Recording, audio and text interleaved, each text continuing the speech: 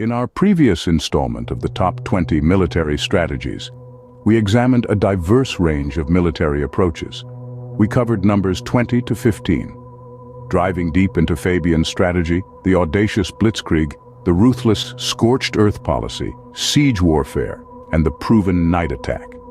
Each of these tactics, with their own unique historical significance, have molded the path of warfare history and still act as influencing factors in current military strategy. Now, as we march forward in our countdown, we're about to plunge into the world of maritime strategies, coupled with artful guile and deception on the battlefield. We'll gain insights into the strategic brilliance of naval blockades and encirclements and their historical usage to corner adversaries, effectively cutting off their escape routes and supply lines. In addition, we'll also glimpse into the unpredictable world of guerrilla warfare, a form of combat that thrives on adaptability and the element of surprise. Furthermore, we'll time travel back to the Battle of Hastings in 1066 to witness a tactical maneuver that's as cunning as it is brave, the feign retreat. This strategy has frequently flipped the tables in many battles, exploiting the enemy's overconfidence and transforming their pursuit into a lethal trap. Ultimately, we'll delve into a strategy that's as ancient as warfare itself: divide and conquer. This tactic, utilized by numerous conquerors and empires throughout history, aims to break an enemy's forces, taking advantage of internal divisions and geographical barriers to weaken their resistance, leading to their downfall. Each of these unique tactics carries a special significance in military history, showcasing the power of strategic thinking and battlefield prowess.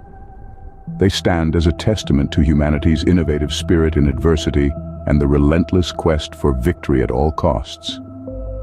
Now get ready to submerge yourself into the world of strategic maneuvers and battlefield brilliance. Fasten your seatbelts as we kick off with tactic number 14. At number 14, we have the naval blockade, a tactic designed to strangle an enemy's maritime access. In the chessboard of military strategies, the naval blockade is akin to a strategic checkmate. It's a method employed to isolate an adversary, cutting off their seaborne trade routes and supply lines. The aim? To exert economic pressure and weaken their ability to maintain a military effort. Now, imagine a nation at war, its ports bustling with cargo ships bringing essential goods and military supplies. Suddenly, an enemy fleet appears on the horizon, forming a blockade. The once bustling ports now stand silent, the flow of goods halted, the lifeline severed. This is the effect of a naval blockade, a choke point placed strategically on the throat of a nation's economy. But it's not just about economic pressure. The blockade also serves to deny the enemy access to reinforcements, further crippling their military efforts. It's a tactic that blends the art of warfare with the art of diplomacy, forcing an enemy into a corner without firing a single shot. One of the most prominent examples of this tactic was during the American Civil War. The Union Navy, a force to be reckoned with, effectively blockaded Confederate ports, severely limiting the South's ability to import essential goods and military supplies.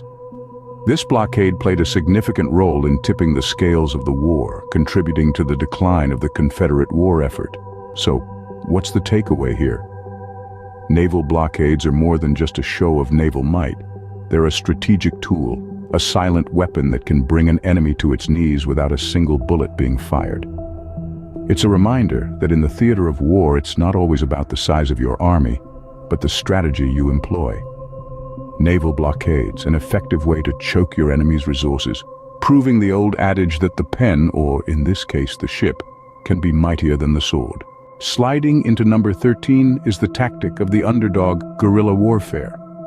Maybe you've heard of it, maybe not, but it's a methodology that's turned the tides of battles and wars more than once. Guerrilla warfare is the unconventional approach to conflict where David stands up to Goliath. Here, smaller, less conventional forces go head-to-head with larger traditional armies. They might not have the numbers, but they've got the element of surprise, adaptability, and a knack for being a real thorn in the enemy's side. These guerrillas employ tactics such as ambushes, sabotage, and hit-and-run attacks. They're not looking to engage in a head-on traditional battle, but rather to wear down their opponents through a series of smaller, unexpected attacks. The goal is to disrupt, disorient, and demoralize the enemy, reducing their effectiveness over time. Now, let's look at a time when guerrilla warfare really made its mark: the Vietnam War. In this conflict, the Viet Cong and North Vietnamese army were up against the superior firepower of the United States and its allies. This was no small feat, and yet these forces managed to hold their own, and then some. They utilized guerrilla tactics to the fullest, employing ambushes, booby traps, and stealthy operations to keep their opponents on their toes. They knew their terrain and used it to their advantage, making it a formidable ally in their struggle. By adopting these tactics, they wore down their opponents' morale and resolve, contributing significantly to the eventual withdrawal of American forces. In essence, guerrilla warfare is all about using what you have to its maximum potential. It's about understanding your strengths and your enemy's weaknesses, and exploiting them to your advantage. And as the Vietnam War demonstrated, it's a tactic that can have a profound impact on the course of a conflict. So, next time you find yourself thinking, size is everything in a battle, remember the guerrilla fighters. They've shown us that it's not about the size of the army in the fight, but the size of the fight in the army. With guerrilla warfare, size isn't everything. It's about how you use what you have. At number 12, we have the feigned retreat, a tactic that turns apparent weakness into a strength. The feigned retreat is a masterstroke in military tactics, a strategy where deception and cunning can outweigh brute strength. It's a high-risk game of cat and mouse, where the mouse intentionally catches the cat's attention, only to lead it into a trap. This tactic begins with one side pretending to withdraw or retreat. The goal is to bait the enemy into pursuing them, lured by the promise of an easy victory. But this retreat is merely a ruse, a feigned weakness designed to exploit the enemy's overconfidence. Once the enemy is sufficiently committed to the pursuit, the tables are turned. The retreating force suddenly halts their retreat, pivoting to launch a counterattack. The enemy, caught off guard and often disorganized, is then vulnerable to heavy casualties. The feigned retreat is a tactic that preys on the enemy's aggression, turning their pursuit into a deadly trap. It's a strategy that requires precision and timing, but when executed correctly, it can shift the tide of battle in the blink of an eye. A classic example of this tactic in action is the Battle of Hastings in 1066. The forces of William the Conqueror, the Duke of Normandy, feigned retreat against the Anglo-Saxon army. The Anglo-Saxons, thinking they had the upper hand, pursued the retreating Normans, only to walk straight into a devastating counterattack. This tactical maneuver led to the Anglo-Saxon army's defeat and paved the way for William's ascension to the English throne. The feigned retreat is a powerful reminder that in warfare, perception can be just as potent as physical strength. It's a strategy that capitalizes on the element of surprise, turning a perceived retreat into an unexpected attack. With the feigned retreat, the chase becomes the trap. It's all about playing your cards right. Coming in at number 11 is naval encirclement, a tactic designed to trap an enemy fleet. Now, imagine being surrounded on all sides by an enemy force, with no escape routes and no option but to engage in a decisive battle. Sounds like a nightmare, right? That's precisely what naval encirclement aims to achieve. This strategy involves a naval power encircling an opposing fleet, cutting off their escape routes and forcing them into a battle on the encircler's terms. The purpose of naval encirclement is to isolate and overwhelm the enemy. By denying the enemy the ability to maneuver or escape, the encircling force can dictate the terms of the engagement and press its numerical or tactical advantage. The strategy is akin to a predator cornering its prey, leaving it with no option but to fight, often leading to a decisive victory for the encircling force. But don't take my word for it. Let's take a look at a historical example. In the Battle of Tsushima during the Russo-Japanese War, the Imperial Japanese Navy employed a naval encirclement strategy with devastating effect. The Russian Baltic Fleet, on a journey from the Baltic Sea to the Pacific, found themselves trapped between two converging Japanese fleets. With their escape routes cut off, the Russians were forced into a decisive engagement. The results were catastrophic for the Russians. The Japanese fleets, utilizing their superior tactics and the advantage granted by the encirclement, inflicted heavy losses on the Russian fleet. The battle was a decisive victory for the Japanese and a demonstration of the effectiveness of naval encirclement. It showed how a well-planned and executed encirclement could trap an enemy fleet and secure a decisive victory at sea. So there you have it. Naval encirclement, a tactic as old as naval warfare itself, is still as relevant and effective today.